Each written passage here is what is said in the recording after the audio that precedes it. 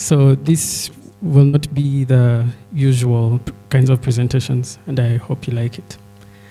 So my name is Arnold Moanguzi, and I am an entrepreneurial leadership student. What that means is basically instead of fighting with politics, we figure out ways to solve problems with business, entrepreneurial skills. So I actually met Chipo when I was working at my school's Center for Entrepreneurship, which supports students who have ideas for entrepreneurship, right? And one of my most important jobs was to make sure that every student who sends in an idea via email is properly documented from that point to the point when maybe they're funded or when they're making money or have traction. It is incredibly difficult on email. So I ran around campus looking for an engineer to help me solve this problem, right? And everybody would just ghost me after some time. Oh, this is too complex, this is too this. So eventually, I remembered Chipo keeps talking about this thing. You know, everybody knows him as the Frappe guy.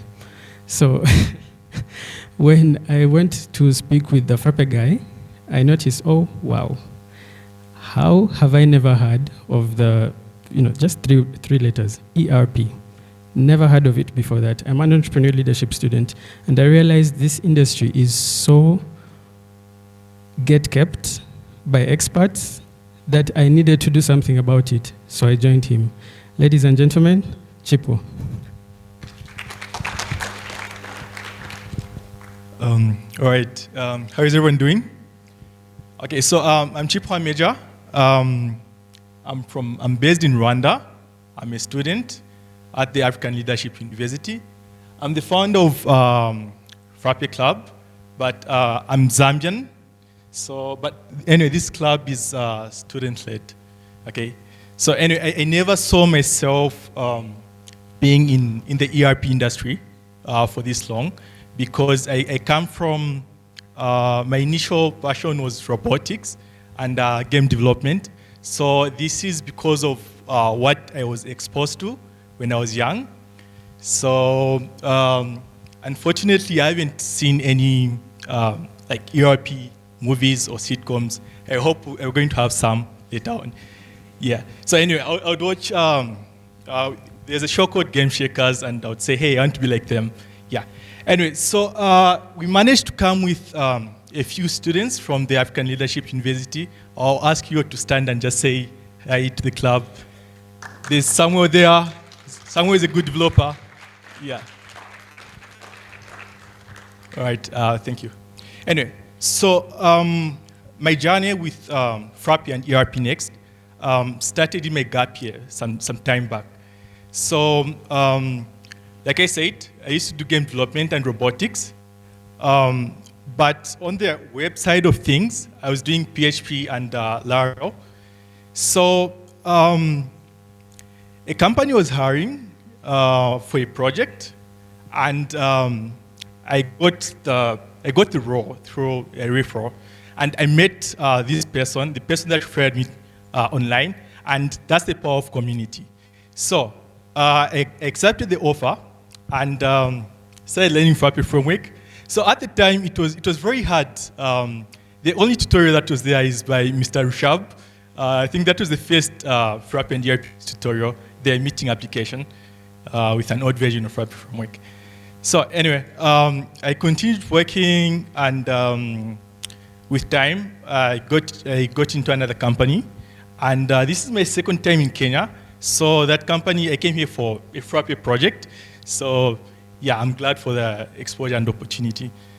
So anyway, with time, I got another job that allowed me to finally start my degree program, my university degree program. But before then, I had clients I was supporting as a developer. So it was very hard to manage the two. So I flew to Rwanda to start my degree program. And in the background, I was trying to find developers I could hand over the projects to, the client projects to. So it was challenging. I had a Frappe back in Zambia, a childhood friend, but we still couldn't meet the demand. So after some time at the African Leadership University, I realized one thing. So, what the university focuses on is business and engineering-related programs. So, I thought, why not try to train my friends and see how it goes? So, that's how the Frappe Club started. Okay, so this is our fourth cohort, and it's the first time we went public, so the trainings were just exclusive, and we have the biggest numbers, and from different parts of Africa. Okay, so we have Kenya, Burundi, and all these other countries. We also have some students that are part of the club from India, Ethiopia, and Cameroon. Okay, so we have 30 plus active members for this cohort. 45% of them are female. Then we have 3 open source projects in the pipeline, and we have 4 freelancers that are currently working on projects. Okay, so these are some of our ongoing projects and partners. So the EPR compliance, it's a UK-based project. So this is in partnership with a partner, with a company from UK. They're called Automate Branding. So it stands for Extended Producer Responsibility. So this is an ongoing project, and the people working on that project graduates from last year's cohort. Then Zimra, Zimbabwe. So with a partner in UK, what we agreed on was, hey, let's work on compliance because it's a challenge for in many parts of the world, and it's a thing nowadays. Okay, so we decided to work on 2 compliance projects. So EPR in UK and Zimra in Zimbabwe. And for now, with Zimra, it's Zimbabwe Revenue Authority, we are in the testing phase. And after that, we are going to roll it out, and with time, we'll make it open source. Then we have Havana Solutions. So this was the initial client I had. And after training more people, we've successfully implemented over 10 projects. Then we're also consulting for a real estate company in Germany, and we have one ongoing project. There are always new features here and there. So what the university does is it inspires people to work on ventures because it focuses on missions, not majors. So this Kenya Connect is a student-led venture. So it came from a problem of language barrier with foreigners. So the language they speak, most Rwandan speak is Kinyarwanda. So these Kenya Connect guys started training people on the language Kinyarwanda. Then some people wanted to do it online. So yeah, we agreed that, okay, we'd help them. And we are using the Frappe learning management system for the Kinyarwanda courses. So anyway, this is just a screenshot of the homepage for the Kenya Connect. Okay, so I'm going to invite my colleague, Arnold. Thank you.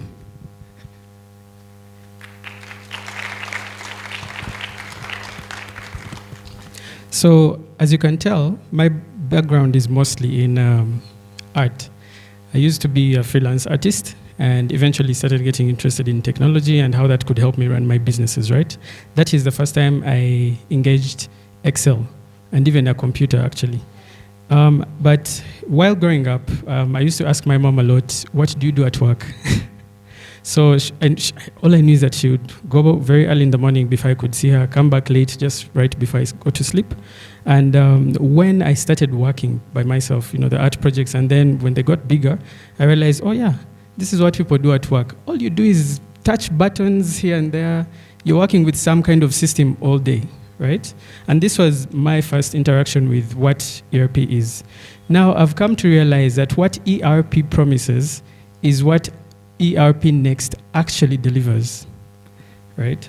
So eventually, when I spoke with Chipo and he told me about ERPNext and Frappeverse, Frappe framework, I asked him to show me how it works, right? And I was really surprised to find that there's so many things going on, and I noticed that if we're going to be able to teach this thing properly, we need to democratize this information.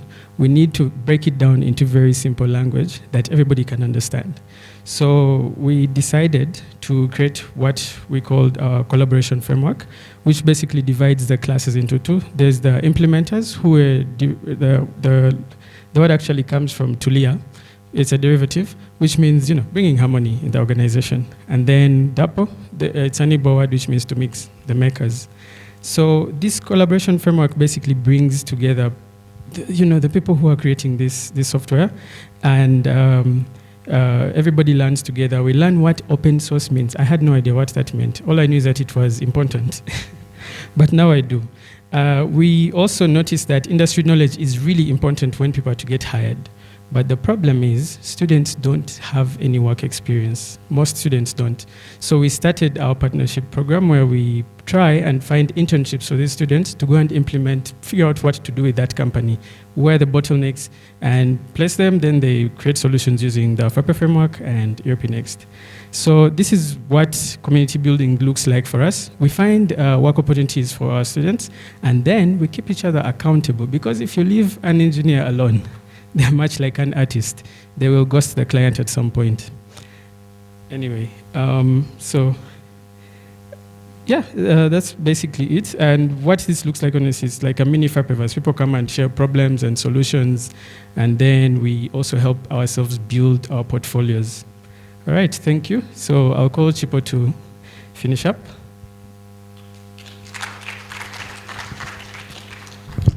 So what we do is skills development. We train the business students and software engineering students we take them from 0 to 1. So these are people that have never heard about ERPNext, okay? And we train them on ERPNext, what it is, how to use it, why it's important, and same with the framework. Then from there's a team, student professional development team. They train them on other soft skills, communication skills, management skills. Then our plan is to get all our graduates certified with Frappe, and we can get quality work. And a quick run through on our future plans. We plan to open it to more universities, and we have another campus in Mauritius. We're planning to open it there as well. We also plan to open it in high schools in Rwanda and coding academies. And we want it to be part of our school calendar. Then we also plan to teach it in other languages, because people from the Francophone countries, they struggle a little bit. And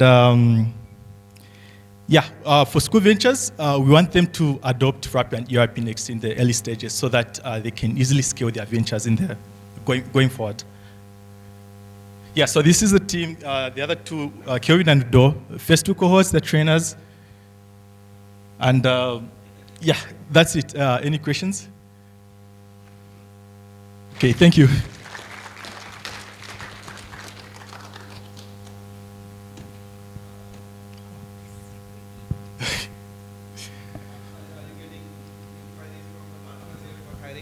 Sorry?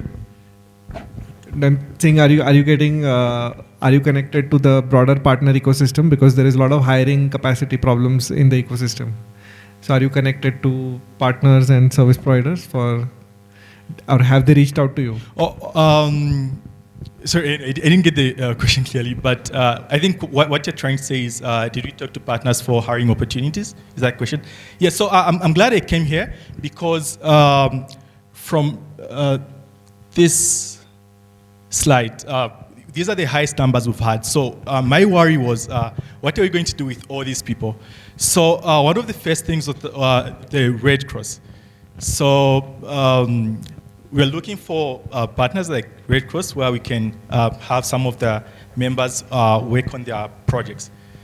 And so which year are these? Like, are these final year students, third year, first year, second year? Like, so actually, these are first and second year students. First and second. Yeah. So you're looking for internships? Yes, yes. Some of them have their internship trimesters like in May, starting May intake. Okay. And are you using Frappe school resources for training and for content, or you creating your own? The challenge was these people, they come with different levels of experience. So for those that have some basic training on software engineering, we recommend the Frappe school resources so that they can learn ahead. Then for those that are like beginners, we have our own curriculum and our course outline. Nice. And you are in which year? So I'm in my second year. Second year. Yeah, I'm in my Nice. second year. Amazing. Yeah, thank you. Any other question?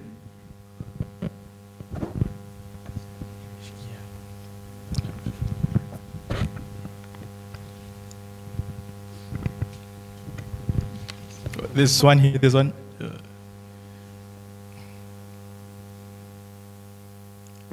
Hello, hi. Hello. So you're in second year, so my question is on compliance. So how do you go about implementing them? Like, do you have a wider knowledge on ERPNext, or the partners you are working with, do they have a wider knowledge on ERPNext? Because when we are implementing the compliance or when we are doing any integration, we need to do it seamlessly so that it doesn't affect any performance of the normal ERPNext working.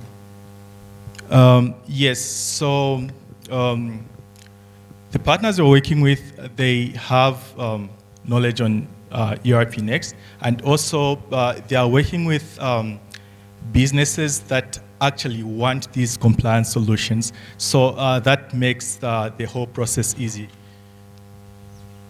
Okay, okay. Thank you.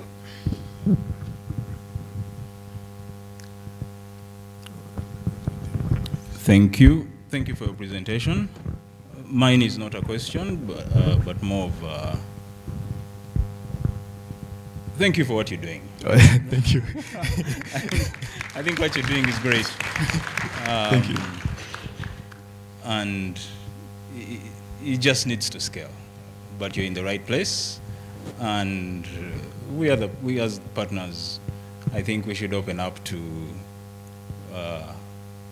training and mentorship of the Frappe framework, because the strategy that other softwares like Tally used was to get into universities way back in the 1980s, which is why they are now the topmost.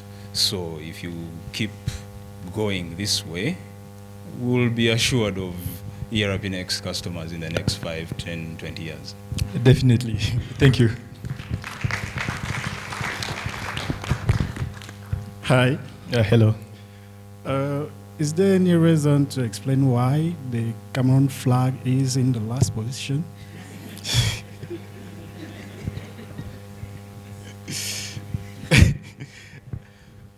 It's okay. No. So blame that on me. I designed the slides. But you know what's funny is that we have 3 Cameroonian students. One of them is actually super interested in cybersecurity, and they're doing one of the most important projects I think we'll probably ever do. So maybe that will make up for that.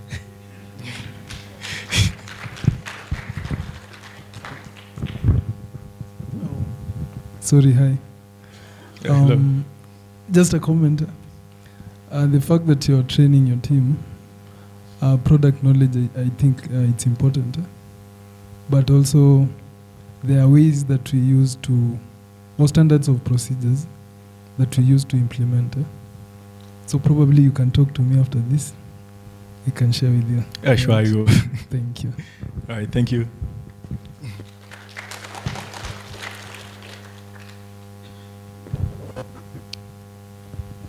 Okay, any other questions?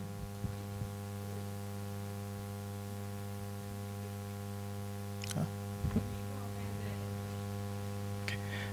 All right, thank you, everyone. Please,